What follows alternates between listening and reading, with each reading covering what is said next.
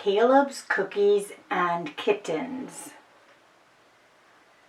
A snack waits on the table for a hungry boy. Caleb takes a big bite of cookie. Soft chocolate chips melt in his mouth. He takes another bigger bite. Crunch. Caleb wrinkles his nose. Yucky, he says to no one in particular. I don't like nuts in cookies. He takes a big swallow of milk and a small bite of cookie.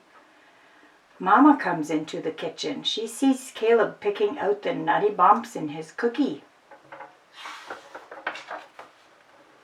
Caleb, did I hear you complaining about the cookies? Mama asks. Remember, it isn't good manners to complain about the food you've been given.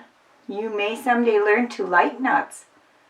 Then Mama smiles. I won't put nuts in the next batch of cookies, she promises. Goody, says Caleb, chewing carefully. The last drop of milk is gone.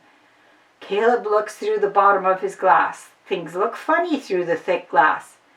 He picks up another glass. Caleb uses his pretend binoculars to look out the window, just like Daddy does when he sees a deer or a strange bird. Blink, blink, blink. Mama, Caleb calls. What is blinking red at Mr. and Mrs. Waverley's house? Mama comes to look out the window. What is wrong? Asks Caleb. Did Mrs. Waverley fall and hurt herself? Will Mr. Waverley have to go away? Caleb is full of questions about his neighbor friends.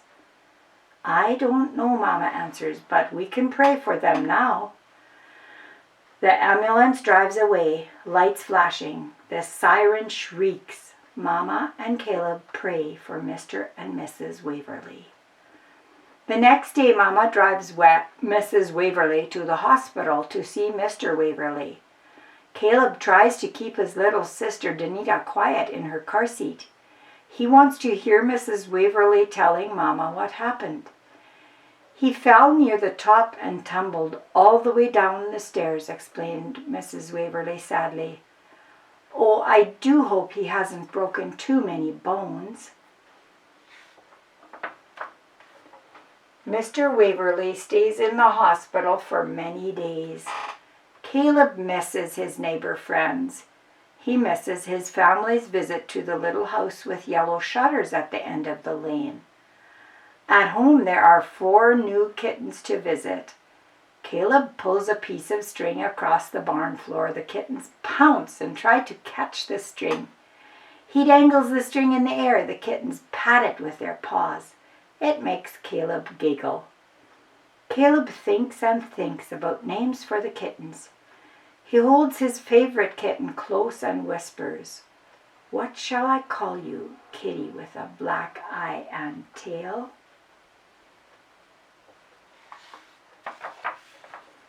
I wish I could tell Mr. Waverley about the kittens in our barn, Caleb tells Mama. Maybe you could draw a picture of kittens for him, Mama suggests.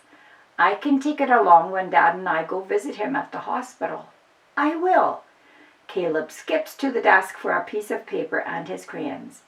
When his picture is finished, Mama helps him tape a piece of yarn to it so Mr. Waverley can see how the kittens play.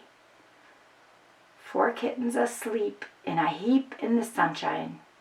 Good smells spill onto the porch from the kitchen. Mama is making food to share with Mr. and Mrs. Waverley when he comes home from the hospital tomorrow. Will you make chocolate chip cookies, Mama? Caleb presses his nose against the screen door. Yes, and no nuts this time, Mama says with a smile. Caleb smiles too, just thinking about the chocolate chips and no nutty bumps. Help me pack the food in the basket, please, Mama says the next day.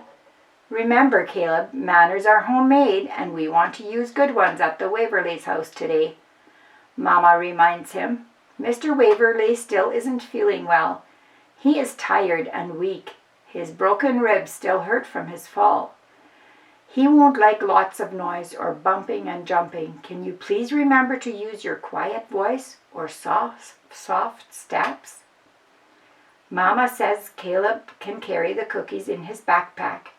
He zips the cookies into one pocket and he zips something else into another pocket.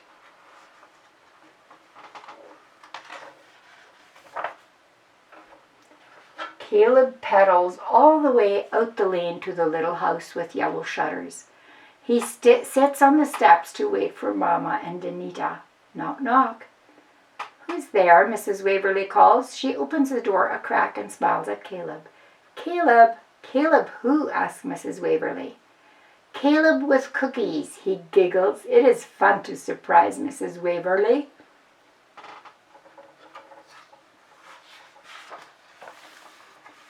Caleb remembers to tiptoe softly into the room. He stops. A man is sitting in the chair, but he doesn't look like Mr. Waverly. His feet are propped up and he has a big bandage on his arm. Funny little tubes are going into his nose. His black eye reminds Caleb of his favorite kitten. Caleb is glad when Mama comes to stand beside him. Caleb doesn't say anything. He steps closer to Mama. What did you bring me? The man asks. His voice sounds like Mr. Waverly's voice. Mrs. Waverly comes to stand beside the man's chair. Chocolate chip cookies with no nuts, Caleb says in a small voice. Mr. Waverly smiles. They are the best kind, he says. Then he pulls the blanket over his bandaged arm. He takes the little tubes out of his nose and lays them on his lap. He hides his black eye with his hand. I had a bad fall, Caleb, so I look pretty battered up. These tubes carry oxygen to help me breathe, but I'm still Mr. Waverly under all these bumps, and I still like cookies. He rests his head back on his chair. Mr. Waverly and Caleb agree chocolate chip cookies with no nuts are the best.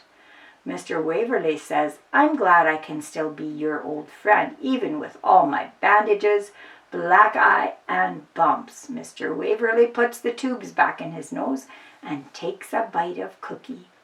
Caleb takes a big bite of cookie, but not too big to make Mama frown. No crunch, just chocolate chips melt in his mouth.